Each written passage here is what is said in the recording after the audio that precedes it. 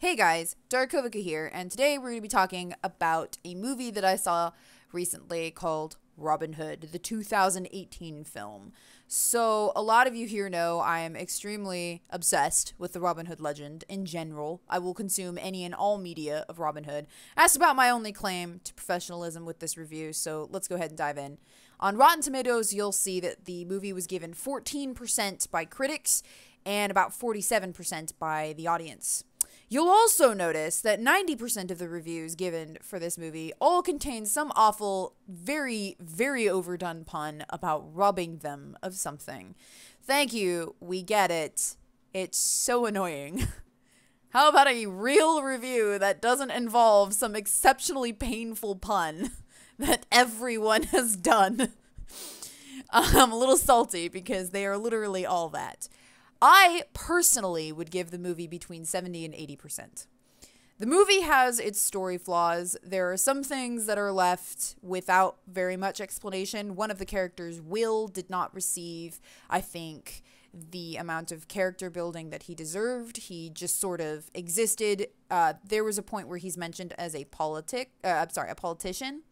That's never said up until the point that it becomes an important plot point. So it's like he exists for a long time and you think he's a commoner, and then you find out he's a politician. And then that doesn't even last that long either. He's actually an important character and would have been important for a sequel, which I'm very sad to say probably won't happen because of the reception that it's received. Now, in this movie, there's a couple other plot points that don't really get a lot of explanation, like the sheriff turns out to be this like crazy guy, but that has no real play into anything. That's the most that I could give it. Honestly, it's a bunch of really cool plot ideas that get poured into this movie that didn't receive the amount of time that they probably needed in order to be fleshed out. That's the reason, honestly, that I would give it a 70 to 80% instead of anything higher. Now, personally, and I'm going to gush about this a little bit, the set design was very cool. The theming of it was very cool. The music was amazing. The acting was phenomenal. Everything was very cool. It was a Robin Hood movie, and it was very exciting. And it was an action movie. And I think therein lies the problem. This movie is 100% an action flick. It is not some historical fiction. It's like almost halfway to fantasy, and it's kind of an out of time alternate universe. This definitely never happened in our world type of situation. And that's okay. It was very good for an action film. It's like trying to judge an action film to something that's avant-garde. It's just not. It's very weird. You wouldn't do that.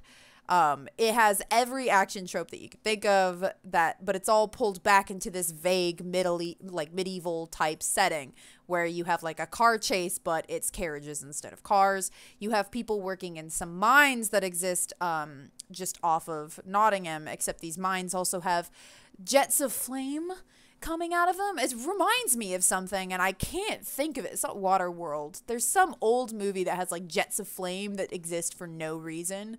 Kind of like that. I can't imagine why you would have jets of flame coming off of a mine. That seems very impractical, but I could be wrong. The set, like I said, the set design was very cool. The costumes were very interesting. They were a sort of strange twist between medieval and modern and French. Like there was definitely modern. There was a point where Marion had like she was wearing I can't remember the word, a halter top. And that's obviously not something that really existed in the Middle Ages, considering everyone was trying not to freeze. And it was that kind of a thing where it was like a twist of modern on top of this strange, vague Middle Ages. Then you would see like this entire fortune being transported. This is shown in a trailer, which is why I'm bringing it up, inside of something that looks like a bit like a tank, which did not exist. There was no capability to make something of this magnitude in the Middle Ages, but it was massive, and it was like modern made with like bolts and stuff, which just didn't exist. And then you would see there, like I said, I think I said that in this take, there were no swords in this movie. None. Anywhere. You never see swords. The only weapons that you ever see are bows and crossbows and some crazy hybrid of crossbow and machine gun. There was this one scene with this massive machine gun, and this machine gun, it was a crossbow.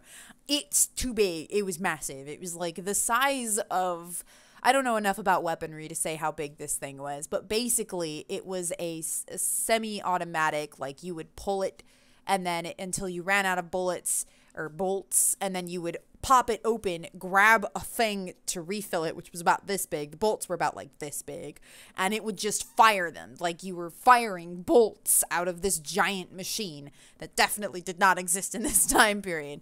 So you have these action tropes, like the military tropes, where it's like a military movie and he's in Arabia and it kind of makes you think of Afghan. Like, that's what I was getting off of it. I was getting a lot of like Afghan vibes. And then you have like, he'd come home and then you'd see the peasants walking around and there's horse-drawn carriages and stuff, and it's very much an alternate universe. It definitely never pretends that this happened in our world. Like, it's not trying to hide the fact that this is a completely unrealistic world. And I think that I think is what made people upset, because now I'm going to kind of get into something a little less concrete with this review by saying that a lot of people went into this movie wanting to hate it. And I do mean that.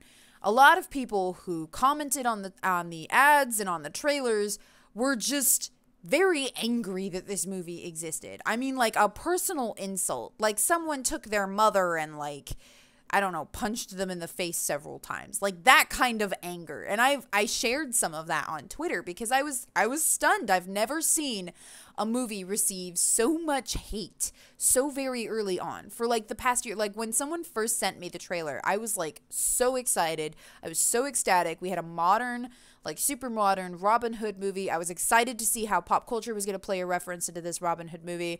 There's a lot of reasons to have Robin Hood crop up right now, particularly in America. And I don't know, a lot of people were just super angry that it existed. The number one thing I would see is like people who were like, why does this exist? Nobody wanted this. And then people questioning where the whole rob from the rich came. I mean, it is an overarching theme. There was not really a sense of government in the Middle Ages. So when people were like, he stole from the government, not technically. I mean, government is very loose in the Middle Ages. It's not like what we have now. It's complex, but anyways, that's a whole other video. In this, everyone was ready to hate it. And so they went in and they saw a movie that didn't exist in this time period, and they were very upset because it was like watching Mortal Engines, which if you've seen the previews for it, it's giant moving cities that have clockwork legs and stuff. I don't know. I can't really explain it, but it's cities on the move that like march all over the planet, like London or something. It's like going into that movie expecting historical accuracy. That's why I think people were very upset about Robin Hood. And they just, nobody wanted it. But at the same time, it was an inordinate amount of hate. Like one person was angry and then like a mob appeared that was ready to hate on this movie. And that, honest to God, is what I feel happened, because this movie does not deserve 14%, not even slightly. I'm not a professional, but I have seen bad movies. This wasn't one of them. It wasn't a bad movie. It wasn't a movie that's going to like change the course of cinematic history, but it was not a bad movie. It did not deserve those reviews. It honestly feels like one of those movies where the public just was not swayed enough to support it. There was no support at all from, the public. It was very rare to find a comment of anyone saying like, oh, I'm excited to see this. That wasn't me. And it's just, it made me start thinking, and this is about to get very hypothetical and very very opinionated, but we have a culture right now, my generation in particular, where it is like natural to assume that everyone is about to attack you. And I do mean that. It's like we take everything personally. Every change, every TV show that comes out, every announcement, everything is a personal attack on us. And it's always an attack. It's very rare that we look at something and go, oh yeah, no, that's definitely like something positive aimed at my generation. No, it's like everything is an attack, and we are constantly in this like, I'm gonna hate you first before you can hate me kind of position. And it's very depressing, and it's made me kind of tired to be on the internet, because we are so ready to look for and to create opportunities to fight. We are looking to be insulted. My generation in particular, like Teen Titans Go, for example, and She-Ra. My generation, and potentially like slightly older generations, were very upset over like She-Ra and Teen Titans Go, which, to be fair, is awful. However, those things were not aimed for our generation. So our opinions, quite frankly, are moot. We are not the intended audience. Now, this doesn't necessarily apply to Robin Hood, because we are probably the intended audience for Robin Hood. But in particular, it's an example to show that our generation just takes everything as a personal attack and a personal insult, almost. Like, we have this egotism going on where we think we are the very center of the universe, that the universe began and ends with us, and every generation after us will automatically know all the same things that we knew. Like this weird hatred of redoing stories, which to me is bizarre, because our entire culture and our entire people have existed off of this need to retell stories. Otherwise, these stories die. That's simply how it goes. It's not a matter of, oh, we'll just have them read the classics. Classics don't age well. Very rarely do classics age well. Look at Jane Eyre, like with her Pride and Prejudice books.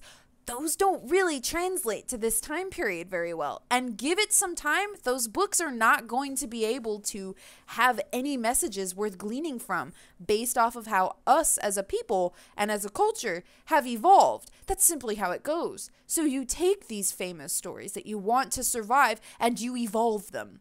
They're not supposed to be these immortal beings made in stone that are never meant to be changed. That story was never like that. Story for the longest time was told orally because we could not read.